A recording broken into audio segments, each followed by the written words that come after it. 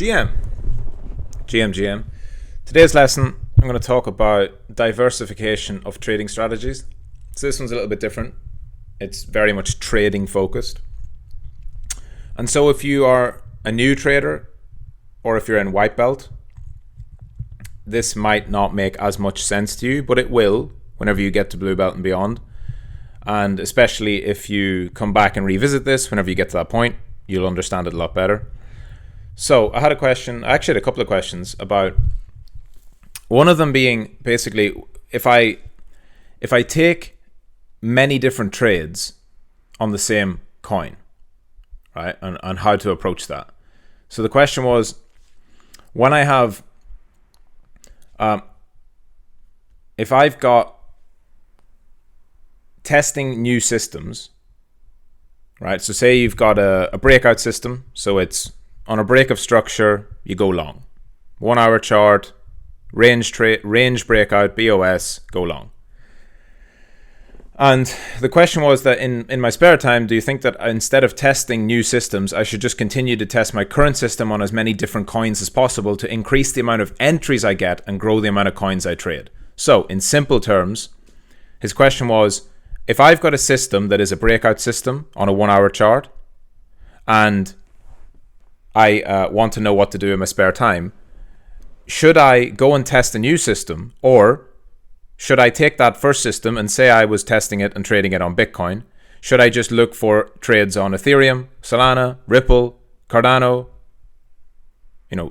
Celestia, whatever? Basically, taking the same system and repeating it across more coins. So this is logical, it makes sense when you first think about it, but it's not optimal because you're not diversifying. A lot of people think they're diversifying by spreading out into more trades. But what you're actually doing is you're concentrating your risk. You're increasing risk. Because the crypto markets are very correlated, if you have the one same system and you use it across every different coin, there's going to be inevitably scenarios where you get signals for 4, 5, 6, 7 coins at the same time. And if you then put all of those trades on, you might have 7R of risk. Okay, so 1R is like one trade. If you open a trade and your risk is $10, that's considered 1R. And if you make $20 profit, that means you had a 2R winner, right? You made back double your risk. That's what R means, for anyone who doesn't know.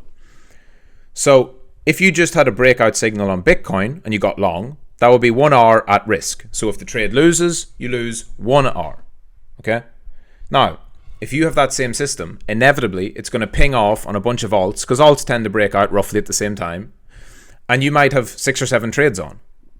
Right? You might have Bitcoin, ETH, Solana, Ripple, Cardano, Doge, and Lido all together. But again, what happens is, because crypto is highly correlated, if you get a flush, we get a leverage shakeout or Bitcoin crashes or whatever, all of those will go down. They'll probably all lose. And then you've lost 7R because your trades are highly correlated. You're not diversified. You're not spreading your risk out. You're actually concentrating it. And so instead of losing $10, you lose $70 across 7 trades. So that's suboptimal. Your trades that move closely together is going to lead to coins increasing your risk and concentrating it to the point where you lose more money when you lose.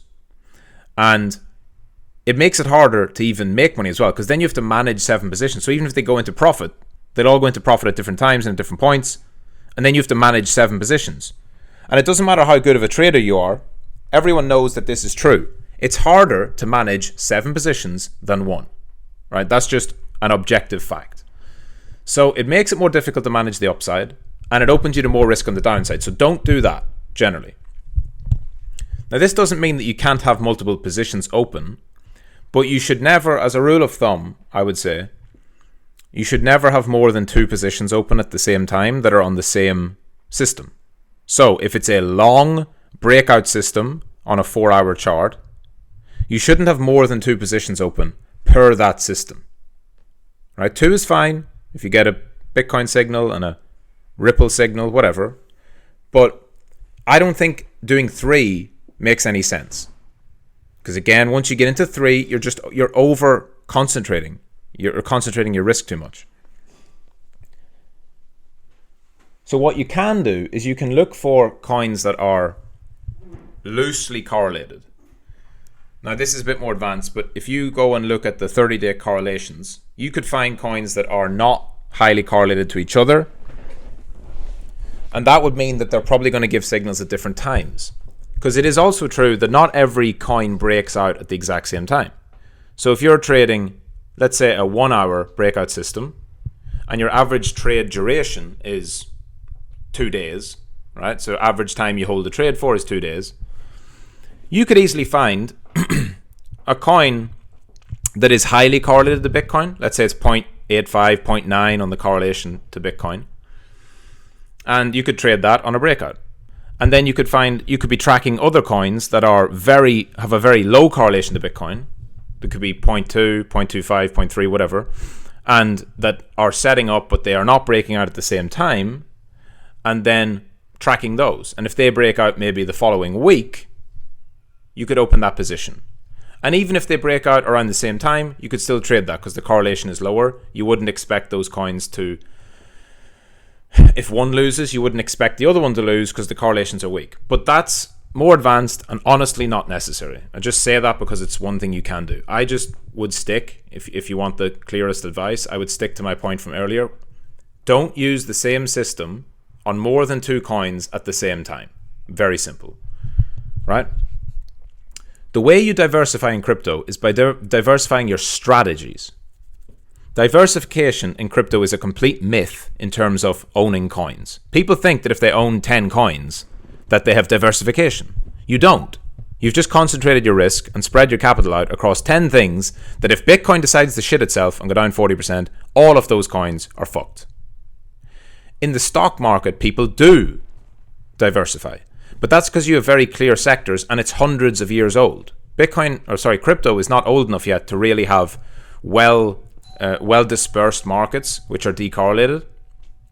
So in crypto, the way you diversify is through having different strategies. So you might have a long breakout strategy. You might have a long mean reversion strategy. You might have a short mean reversion strategy. Right? You have different types of strategies, which means you have to test different systems and try out different things. That's the way you will keep your positions diversified. If you want to have 4 or 5 positions open, they should be running on different strategies. That's the best way to minimize your risk while keeping yourself exposed to markets and being able to take your trades when the system sets up.